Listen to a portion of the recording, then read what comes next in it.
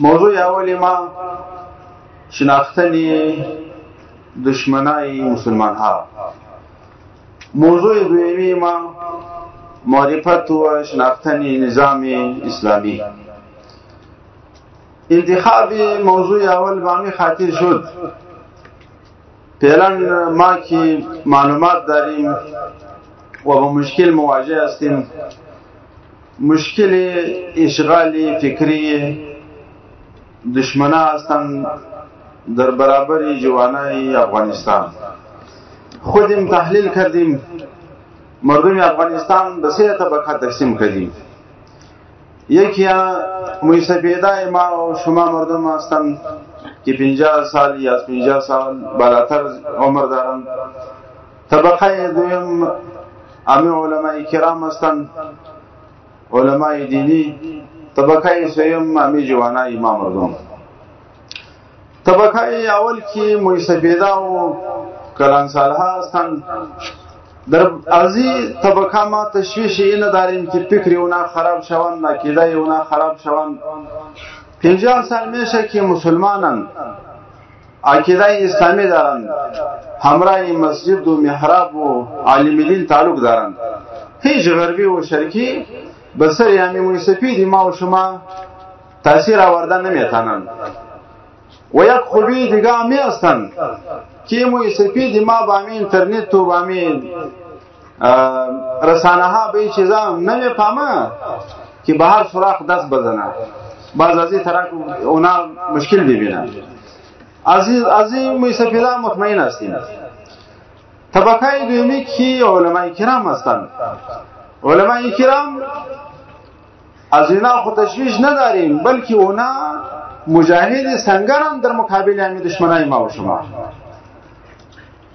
امروز نیست همی جهادی اونا. در همین تفاسیر امام رازی رحمه الله، در تفاسیر دیگه علماء کرام اسلاف ما و شما هر وقت از طرف کافر و دشمن در مقابل اسلام، در مقابل قرآن، در مقابل پیغمبر اعتراض و گپا می آیند. علماء دین به اونا جواب می دهند. این میدان مقابله است در بین عالم دین و در بین دشمنای دین. از این تشویش نداریم. جوانای عزیز، از شما تشویش داریم. دشمنم تمرکز بر این داره که همه جوان عقیده و فکرش خراب کنن. عملا ما امرای همین مشکل مواجه هستیم. با همین خاطر از شما تشویش داریم. شما جوانا در پوهنتون مصروف مضامین انجینری هستی، مصروف مضامین ساینس هستی، مصروف مضامین زراعت هستی، مصروف مضامین دیگه و دیگه هستی.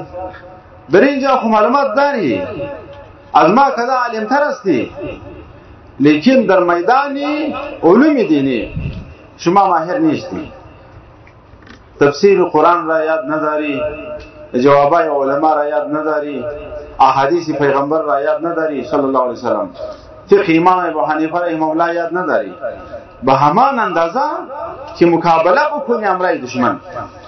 بعض دشمنم تمرکز در نقطه ضعیف پیدا کرده که در اینجا باید ما کار بکنیم و کارم کرده. ما در هر مجلس همی شاهد میاریم، با همی خاطر که گپای ما گپای هوایی نیستن، یک حقیقت دارن. در پوهنتون کابل یک دو ماه قبل یا کم زیاد بود، وزارت امر بالمعروف به ما میسیج روان کرده که در پوهنتون شما بعض جوانان هستند از دین منحرف شدن. بعض همین صداهای همین جوانا روان کرده. همین جوانا درباره قرآن کریم، قرآن حکیم گفای خیلی بد میزنه. زبانش همین زبانی ما و شما هست، از مملکت ما و شما هست، از خانواده مسلمان هست. خیلی پریشان شدیم که یا الله این چی گپ است؟ این محصل ما خو به خاطر انجینری آمده، چرا در اینجا نعوذ بالله مرتد شدن؟ چرا از اسلام انحراف کردن؟ بعد از ما اجازه خواستم که ما میاییم در میدان امتحان همی کسا را میگیریم.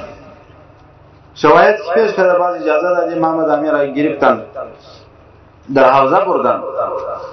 ما رفتیم همه جوانا را سعی کردیم، گفتیم که چرا جوانا از اسلام منحرف شدی؟ خانواده شما کجا است؟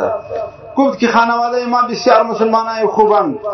یکی گفتن برادری ما حافظ قرآن است، دیگر گفتن ما در خانه بسیار پدر خوب مسلمان داریم. بگم که بخاطر چی منحرف شدی از اسلام؟ گفت که ما اینترنت را سعی میکردیم، در همینجا بعضی